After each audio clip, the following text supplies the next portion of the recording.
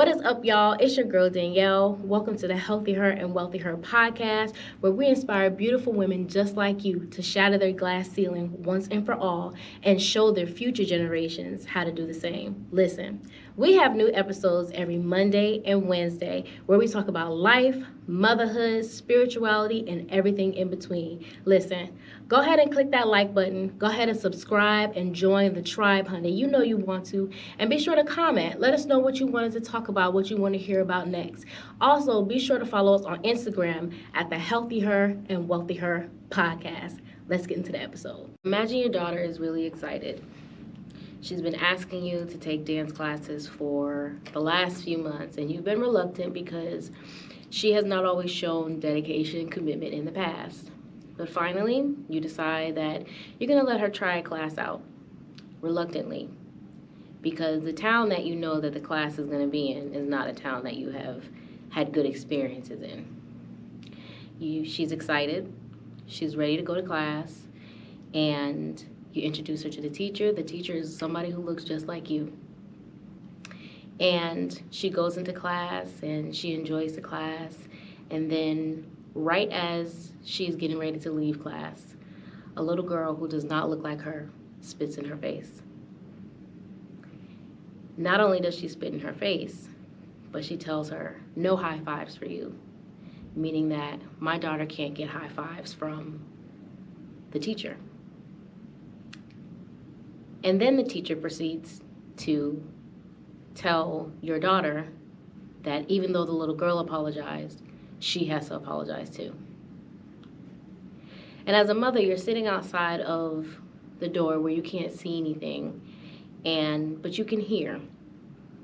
And it doesn't raise any alarms at first because you don't want to be that parent, right? You don't want to be the parent that questions everything that somebody does. You don't want to be that parent that is paranoid that somebody is treating your child unfairly, even when you can feel in your gut that that's exactly what's happening.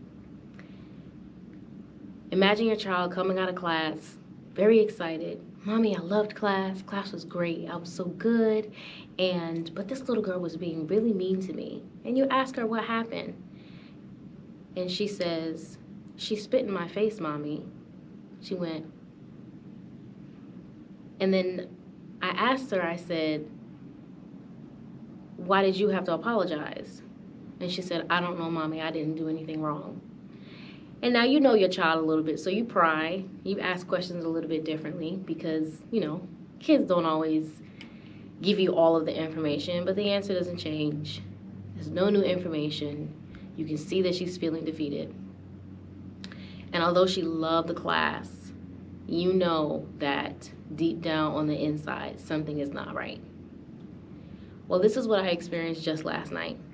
I allowed my daughter to go to a dance class that she had been asking to go to for a while. And it's in a town, like I said, that I just did not care for. But my mom had called and said, hey, she can try this class out and just see how she likes it.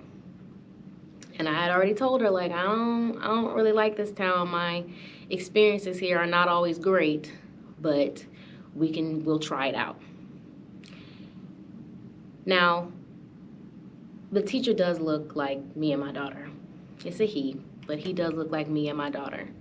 And it's less about the fact that the little girl did what she did. It's more about the fact that he made my daughter apologize. If you don't know, I homeschooled my daughter for about 18 months because she was having some behavioral issues in school. And I had free time. I was a stay-at-home mom anyway, so I was like, let me just take her out and really work with her on how to express herself, how to express her emotions, and how to communicate effectively. Because my daughter is a firecracker, honey, and if she don't like what you're doing, she will tell you. And sometimes not in the kindest way. And so I worked with her. I was diligent with her. I studied her. We studied coping skills. We studied how to communicate. We really worked very diligently. And my daughter has come a long way. And what makes me so upset about the situation is the fact that my daughter did all the right things. She was kind. She was friendly. She didn't explode. She didn't have a big emotional reaction. and she was still made to apologize. She was still made to feel like she did something to apologize for. Almost like the little girl did something in reaction to what my daughter did. And I can tell you, as a Black mother, we face a lot of different microaggressions, a lot of passive aggressive behavior that we just have to ignore. And nobody talks about really how that affects your self-esteem, how that affects how you view the world, how you communicate with other people, how you view other people, because microaggressions and passive aggressive behavior are so underhanded. They're so small and minute that it's almost like if you address it, you sound like you're crazy. And I'm here to tell any Black mother who has ever experienced anything like that, you are not crazy. You saw what you saw. You heard what you heard. They did what they did. I hate this narrative that as Black women, we have to be so polished and we have to always tailor our responses and be the one who takes the higher road, and we have to remain calm because, we can't be one of those. And, it really pisses me off. It really pisses me off because people get to act however they want to act. People get to do whatever it is that they want to do. And then when we as Black women want to advocate for ourselves or advocate for our children, all of a sudden we're in the wrong. Do we have big emotions sometimes? Absolutely. Look at what we've been through. Look at what we've been through. Look at what we are still dealing with to this very day. But it's something different about watching it happen to your child. It's something different about having to teach your child how to deal with microaggressions and passive-aggressive behavior. Even aggressive behavior from people who don't look like you. Because that little girl may have spit in her face, and my daughter might have want to wild out on her. And then my daughter would be in the wrong because of her emotional response. And I think that that is so unfair. And I'm gonna be honest with y'all, I don't know what to do about that. Because the more that I think about the situation, the more I'm torn, because I'm like, they're kids, but I'm also like, but my daughter did not deserve that. And what made you think that she needed to apologize? But then I'm also like, what happened to you as an adult male that made you think that somebody else being assaulted, because if we want to talk about it, spitting on somebody is technically considered assault. What happened to you that made you feel like that is what's supposed to happen? I'm confused. I'm really confused by the world we live in sometimes, especially looking at it through the lens of a Black mother raising a Black daughter, because I don't know what to teach her sometimes. Sometimes I'm like, okay, baby girl, you got to calm down. You got to tailor your response. You have to be kind and, be friendly, and don't act up because, they're looking at you, because they are. We can call a spade a spade. They look at us differently. They treat us differently. It just is what it is. And I don't think people talk about the pain that and the effect that it has on you and your self-esteem as a mother when you can teach your child all the right things and things like this still happen. I used to say you can tailor your response because everything doesn't deserve a reaction. Everything does deserve a response, though. And so in this specific situation, I didn't respond. I didn't even tell the teacher because I didn't know what to think at first. I was like, part of me was like, we live in this whitewashed society anyways, whole nother topic for a whole nother day. But where you feel like you have to be a certain type of thing, you have to respond a certain type of way. And if you don't, you are deemed aggressive or combative or domineering. And I get confused because I'm like, okay, I can understand the little girl apologizing, and I can even understand why you would make my daughter apologize, but I can understand that from a trauma perspective, not from a this makes sense perspective. Because let's be honest, it doesn't make any damn sense. It doesn't make any sense. It doesn't. It will never make sense. But it wasn't until I talked to my mom where I told her what happened, and she was like, why does she have to apologize for what the little girl did? Like, she's a new student. Why would you allow a student who's been there for however long to treat a new student like this? Like, and my daughter was the only black girl in the class. So, you know, I'm not trying to say everything is racially motivated, but is this what she always does? Is this what this little girl always does? These are the questions that I have in my mind. And now I'm thinking in my head, like, my daughter loves this class. It's somebody who looks like her, which was very important to me. This is not that expensive, but it is too expensive for my daughter to be treated like that. And so all these things are going through my mind as we're riding home. And like I said, it wasn't until I sat down and I talked to my mom that I realized, like, no, my daughter doesn't have to be a part of anything like that. We're not desperate. We're not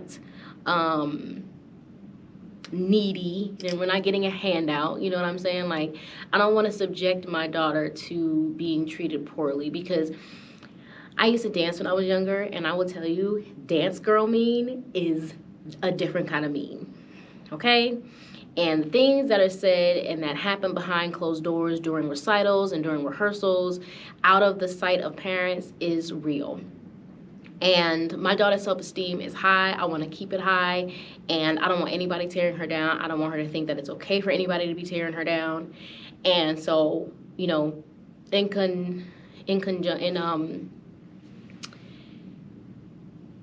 the end, I decided that I was not going to send my daughter to that school. And I kind of alluded to it to her, that, you know, well, we're not going to go to that school again. We're going to find another one. She was like, no, but I really like it. And I said, okay, well, mommy will think about it.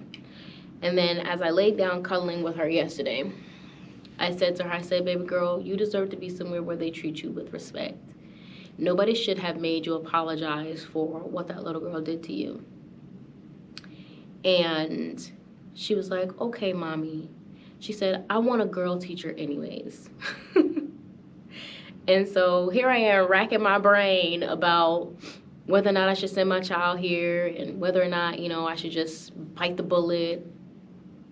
My daughter didn't want to go back to that class anyways. She didn't want to go back anyways. So